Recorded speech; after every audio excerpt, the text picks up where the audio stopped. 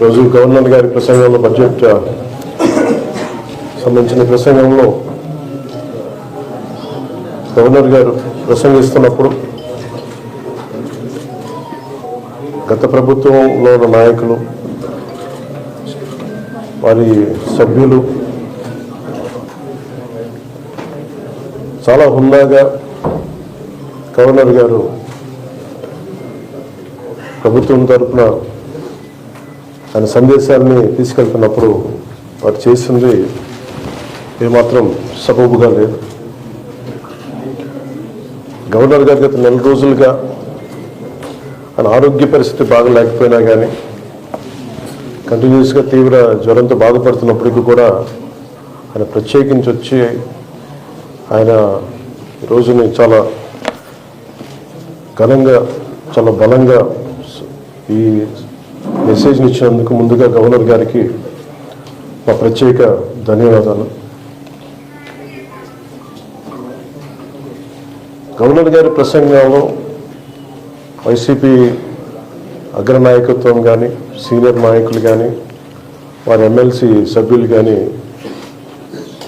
Governor గారి ప్రసంగం పత్రులు చించేయడం కానీ లేదంటే వారు ప్రత్యేకించి డిమాండ్ మాకు ప్రతిపక్ష హోదా ఇవ్వాలి అనేది చాలా బలంగా మాట్లాడుతూ వచ్చారు. ఇది అడిగితే వచ్చేది కాదు, అది ప్రజలు ఇస్తేనే వస్తుంది.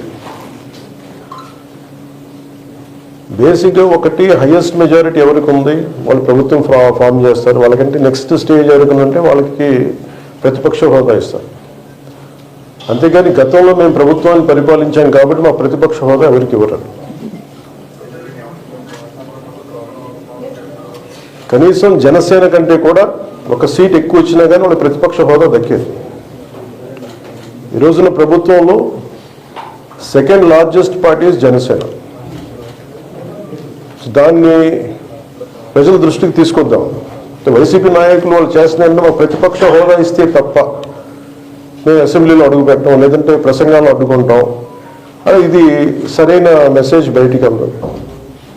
ఇది సరైన విధానం కూడా కాదు. ఇది ప్రజలందరికీ తెలియజేయాలనుకున్నాం. ప్రతిపక్ష హోదా ఏ పరిస్థితిలో వస్తుందంటే మీకు రూలింగ్ పార్టీ కంటే కూడా అత్యధికంగా ఇంకొక సీట్ వాళ్ళకంటే మీరు వస్తే దాని తర్వాత స్థానం మీకు వస్తే ఖచ్చితంగా ప్రతిపక్ష హోదా వాళ్ళకే ఉంటుంది. 21 సీట్లు ఉన్న జనసేన 11 సీట్లు ఉన్న వైసీపీకి ప్రతిపక్ష హోదా ఎలా వస్తుంది?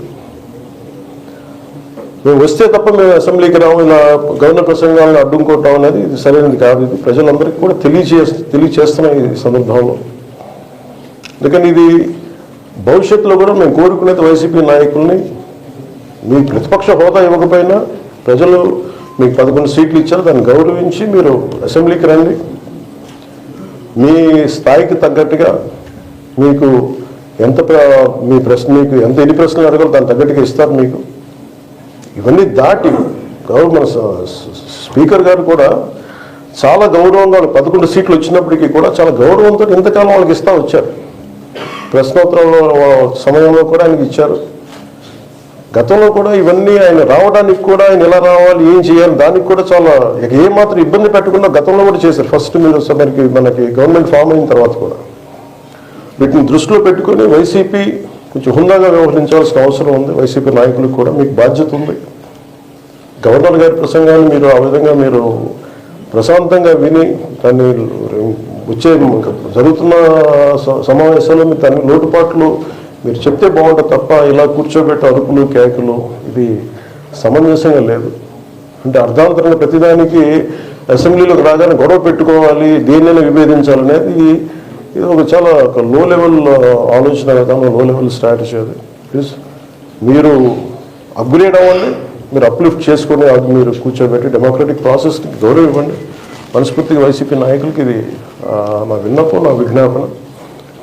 This what I would like to say. And నిజంగా కావాలి అంటే మీరు ఈ 5 సంవత్సరాల్లో మీరు ప్రతిపక్ష హోదా మీకు రాదు, అది మీరు మెంటల్గా ప్రిపేర్ అయిపోవాలి.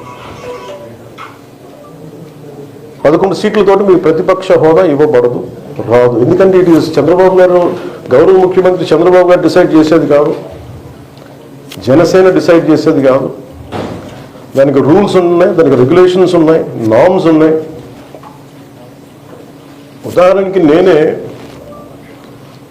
ప్రభుత్వం, మన కేంద్ర ప్రభుత్వం ఫార్మేషన్కి మేము వెళ్ళినప్పుడు పార్లమెంటరీ లీడర్ని మనం కూర్చున్నప్పుడు ఎన్డీఏ పక్ష నాయకుడు ఎన్నుకోవాలనుకున్నప్పుడు నేను నాయకుల స్థాయిలో నేను కూర్చున్నాను. అదే నేను ఇక్కడ మంత్రిగా ప్రమాణ స్వీకారం చేసేటప్పటికి నేను ప్రధానమంత్రి గారి పక్కన నన్ను కూర్చోబెట్టలా.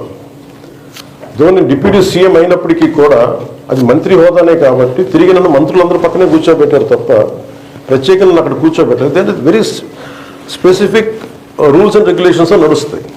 ఉదాహరణకి పొద్దున కూడా స్పీకర్ గారు ఎదురొస్తే నేను అసెంబ్లీలోకి అడుగు పెడతా ఉంటే స్పీకర్ గారు ఎదురొచ్చారు. మనకి వచ్చి ఆయన కూడా ఆయనతో పాటు రంగంలో వెళ్తుంటే ముందుకు తీసుకెళ్తుంటే నాకు అనిపించింది, సార్ ఇది డిప్యూటీ సీఎంకి ప్రోటోకాల్ ఉండదు. ఓన్లీ ముఖ్యమంత్రి గారు, స్పీకర్, మనకు కౌన్సిల్ చైర్మన్ ఆయనే మీరు చేయాల్సింది తప్ప ఇది మేము ఉండేది కాదని చెప్పి నేనే వెళ్ళిపోయాను. ఎందుకంటే మేమే ప్రోటోకాల్స్ బ్రేక్ ఎందుకు చేయమంటే మాకు లేని ప్రోటోకాల్ మేము అడగం. అలాగే వైసీపీ నాయకత్వం కూడా గుర్తించాల్సింది, ఇది మీకు హోదా ఇవ్వబడదు. ఇది చంద్రబాబు గారు ఆఫ్ చేస్తేనే కాదు, ఇది ఎవరు ఆఫ్ చేసింది కాదు, మీకు ప్రజలు మీకు ఇవ్వలేదు. మీకు అది మీరు దృష్టిలో పెట్టుకొని మీరు ప్రవర్తించాల్సింది మనస్ఫూర్తిగా నేను వారిని కోరుకున్నాను. అంతేగాని వారిని ఎక్కడ అవమానం పరచాలని కానీ వారిని తగ్గించాలని కానీ లేదు. 175 సీట్లు కేవలం 11 సీట్లు ఇచ్చారు వాళ్ళకి. ఆ దృష్టిలో పెట్టుకొని ప్రవర్తించవలసింది మనస్ఫూర్తిగా వారికి కోరుకుంటూ మీకు తెలియజేసుకున్నాను. Thank you.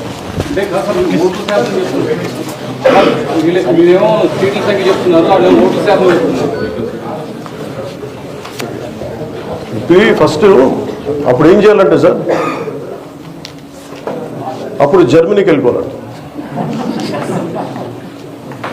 జర్మనీలో ఏంటంటేనండి, నేను జర్మనీ రిజల్ట్స్ కూడా ఇది వచ్చినాయి చూస్తా ఉన్నాను. ఎలక్షన్స్లో 25% వచ్చిన హైయెస్ట్ పర్సంటేజ్ ఆఫ్ వచ్చిన ఓటుకి ఇన్ని ఎంపీస్, ఇంత అసెంబ్లీ స్థానాలు ఉంటాయి వాళ్ళకి. 5% మించి తక్కువ వస్తే ఆ 5% ఓట్లు మిగతా వాళ్ళు పంచుకుంటారు. మనకు అలాంటి బెనిఫిట్ మనకి లేదు కాబట్టి మన రాజ్యాంగంలో లేదు. వాళ్ళు మంకు పట్టు పడితే they are free to go to Germany. Thank you.